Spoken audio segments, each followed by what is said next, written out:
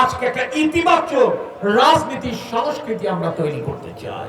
জানাতে হবে আমরা ঠিক যেভাবে শহীদ রাষ্ট্রপতি জিয়াউর রহমান কৃষির আধুনিকায়নের মাধ্যমে এক ফসলা জমিকে দুই ফসলা, দুই ফসলা জমিকে তিন ফসলা করেছিলেন, জিয়াউর রহমানের সন্তান তারেক রহমানও ঠিক তার বাবার দেখানো পথে হেঁটে নতুন করে খাল খনন কর্মসূচি শুরু করতে চান।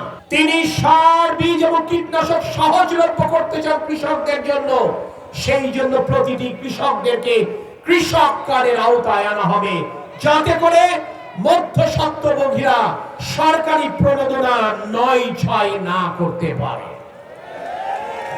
কৃষকদের ফসল যেন প্রাকৃতিক দুর্যোগ, বৃষ্টি, কুয়াশা কিংবা ঝড় কিংবা শিলাবৃষ্টির কারণে ফসল হানি না ঘটে এবং ফসল হানির পরিপ্রেক্ষিতে যেন তার পুঁজি ক্ষতিগ্রস্ত না হয়, সেই কারণে কৃষকদের কৃষি পণ্য শস্য বীমার আওতায় আনবার কর্ম পরিকল্পনা করেছে আমাদের প্রিয় নেতা তারেক রহমান।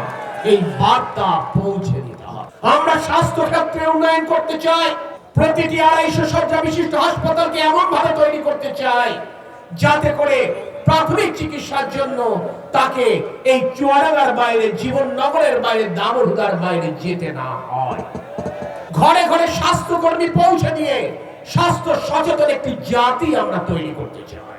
প্রিয় সাথী সহযোদ্ধা বৃন্দ, আমাদের এই কর্ম পরিকল্পনা ঘরে ঘরে পৌঁছে দিতে হবে। আপনাদেরকে বলতে হবে ঠিক কেমন ভাবে আমরা বাংলাদেশটি গড়তে চাই। আজকে শুধুমাত্র সমালোচনার সময় নয়, আজকে একটা ইতিবাচক রাজনীতির সংস্কৃতি আমরা তৈরি করতে চাই।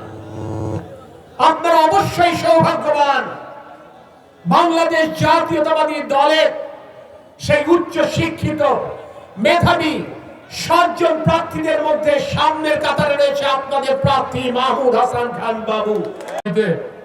আমাদের যে নির্বাচনী আচরণবিধি, সেই আচরণবিধি মেনে চলে আমরা আরো ব্যাপকভাবে পুরো চুয়াডাঙ্গাতে ধানের শীষের পক্ষে প্রচারণা চালাবো।